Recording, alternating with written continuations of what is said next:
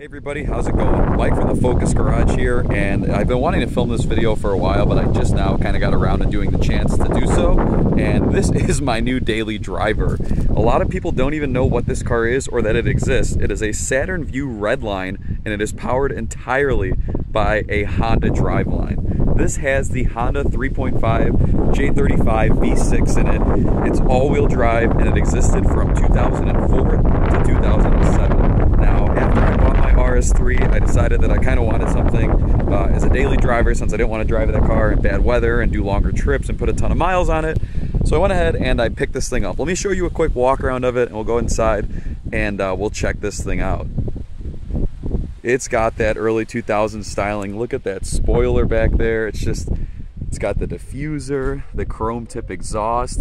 This is a pretty interesting vehicle. Let's go ahead inside and check it out. Now, I am pretty convinced that this might be one of the nicest examples left in this condition. Unfortunately, we do not have the cool black with the suede insert seats. We've got kind of this hotel carpet leather and cloth combination. Here we've kind of got the full interior. This is a pre-facelift. The facelifts happened in 06 and 07. I have already gone ahead and put in a wireless Android Auto Apple CarPlay head unit in it. Works fantastically, but just again, like, you're not going to find these in this kind of condition. A little stain in the seat, that'll come out no problem, but just like, it's crazy. Like, I've cleaned this all up very, very well, and kind of, you know, went ahead and tried to make it presentable for the video here. But something I want to cover is, you know, why. This is just a very obscure vehicle, and a lot of people don't really know anything about them, and they're not easy to find. They're not particularly common or anything like that. And I've always been interested in them. I'm a sucker for kind of like that weird niche, kind of quirky, enthusiast-focused vehicle. And I wanted something that I could drive in the winter and not really feel that bad about, and something that I could put some miles on and, you know, have something that's kind of fun. Not really. I mean, it's an SUV, but this is one of those things where it's just different, you know. When's the last time you guys saw one of these? Did you even know it existed? So this is a Saturn Vue. It's, you know, they made Saturn Vues in this generation from 2002, I believe, to 2007. And then in 08, it basically just became a rebadged Chevy Captiva. This predates the Equinox and the Terrain, which all use the same GMC Theta chassis that this vehicle uses. So as far as I know, this is the only vehicle in that line of unibody and chassis that gets a Honda V6. So this is a 3.5 V6, like I was saying.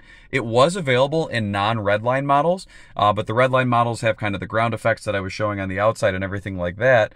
And obviously all of the Redlines got the V6. Some were front-wheel drive, some were all-wheel drive. This one is the all-wheel drive model, and I'm stoked to have found it. Like I was saying, with the all-wheel drive models here, that's pretty much one of the only options you can get. This one's even got some really, really neat stuff on it here. Some period correct Saturn sun visors. You can still see the OEM branding on them, which is absolutely insane. You've got it on the sunroof as well up here. You've got kind of this little integrated roof rail system. But again, this is one of those things where I don't feel like there's that many of them left, especially in this shape. The wheels I'm a big fan of. They kind of remind me of Trailblazer SS wheels. They've got kind of that similar look to it.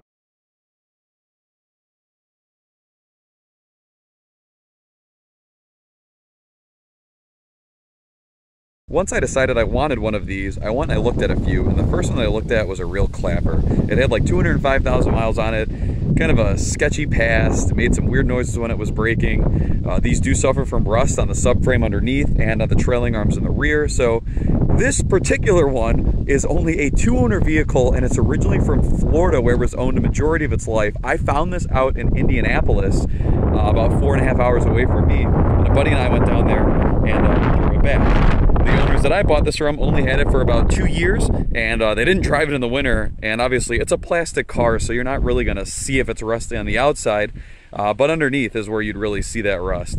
I already redid the tint on the front to match the rear. That was kind of a little bit streaky. I needed a real good clean, and the car is dirty right now. I've been driving it, but I did want to film this.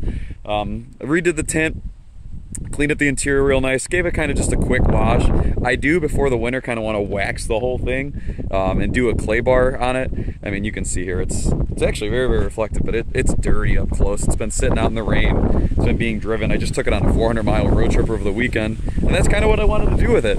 But I just want to kind of introduce this vehicle to the channel. I wanted to drive this kind of for the time being while my next daily driver is on order, and I'm waiting for that one to come in. But have you guys ever heard of one of these? Did you know that this existed, and did you know that it's powered by a import driveline? The Vibe Matrix Pontiac kind of Toyota crossover there, but this, as far as I know, is one of the only, if not the only, GM vehicles that's powered by a Honda driveline. It's kind of quick for what it was back in the day. It does 0 to 60 in like 6.5 seconds, which again, it's not fast, but for an SUV in 2004, I feel that's very, very quick. I feel like these have aged well too. I mean, you can't really tell that this thing is 18 years old, aside from kind of like the boxy design language, but like, I don't know, it's halfway decent looking. It handles like any GM SUV, a lot of body roll, kind of floats over bumps and stuff, but it's neat. You know, you get into VTEC a little bit with it, hear kind of the crossover, and yeah, it's fun. But yeah, that's going to kind of wrap it up for this one. Like I was saying, I'm a fan for these kind of weird, obscure vehicles, and I've wanted one of these for a while, and I was finally able to find one and pick one up in a really, really nice condition. Now, unfortunately, the long term isn't to keep this for, you know, a very, very long time or anything like that. I'm just going to kind of have this as a daily for the time being, through the winter, through the worst weather. Like I mentioned, I did order something else, and we're going to make kind of a full video explaining what that is and when that comes in and how all that goes. And that'll be kind of a practical fit for me as well. But I did want to seek one of these out. I'll make a few videos here and there kind of on some of the things that I do with it. I didn't, unfortunately, get to make a video of me doing it, the head unit or anything like that. Just some other stuff I've done to this is obviously like maintenance. I've done an oil change on it. You know, did some filters like the engine air filter, the cabin air filter. It needed an oxygen sensor, so I went ahead and I threw in a new oxygen sensor. And just a general cleanup on the car. Nothing too crazy or anything like that, but just wanted to get it to where I could drive it. Something pretty neat is, regardless of highway or city driving, it's always getting over 20 miles per gallon on regular fuel, which is nice. I just did a highway trip before the oxygen sensor, and I was still getting like 23 and a half miles per gallon. So I'm hoping with the new O2, it goes up a little bit there. Not hoping for the world, but again, something that takes regular fuel, not 93 octane, and that I can just drive anywhere. You know, Honda, I've seen these online with 300, 400,000 miles on them. Like I said, I saw the one example with over 200,000 miles on it. As long as you take care of the timing belt, which this was done not too long ago, about 105,000 miles, about 126,000 on the car now. So again, as long as it's taken care of and you do the basic maintenance on it, these should last you a very long time. I am going to be spraying the underside in a fluid film just to make sure that I don't get any kind of rust or rot underneath, just because, again, these are pretty much, that's the only failure point of these cars from what I've seen, is the front subframes rot out and the rear trailing arms rot out. And, you know, once that's done, unless you feel like paying big money for metal repair, it essentially totals off the vehicle. So I'm going to focus on, you know, just coating it with like a fluid film, something waxy that builds up and prevents anything from sticking to it. That way I'm protecting it for myself and for future owners that typically last for a few years. The head unit's nice. It's crazy how adding Android Auto to an old car with, you know, Waze and Google Maps makes anything feel more modern and more nice. But yeah, I don't know. I'm super lucky to have found this thing. I got it for a pretty good price. It made the trip back without any kind of issues or anything like that. And I've been enjoying it for about a month and a half, 2 months now.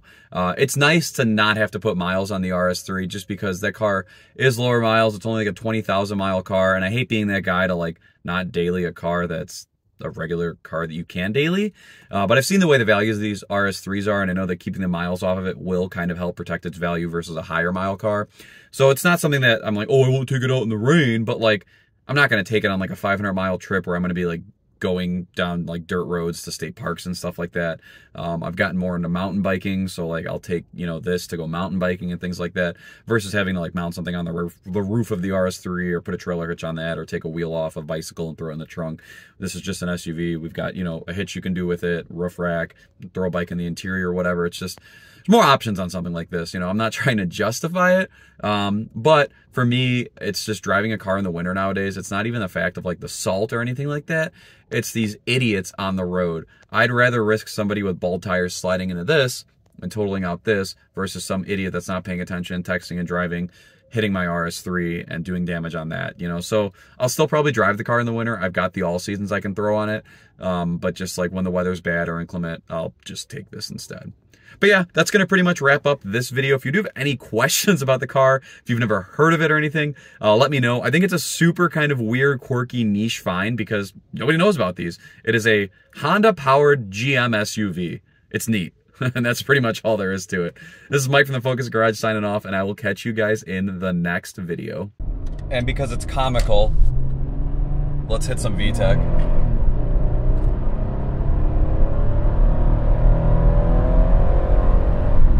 I mean, again, it's not the fastest thing in the world, but it gets up there fast and it makes pretty cool noises while it does it.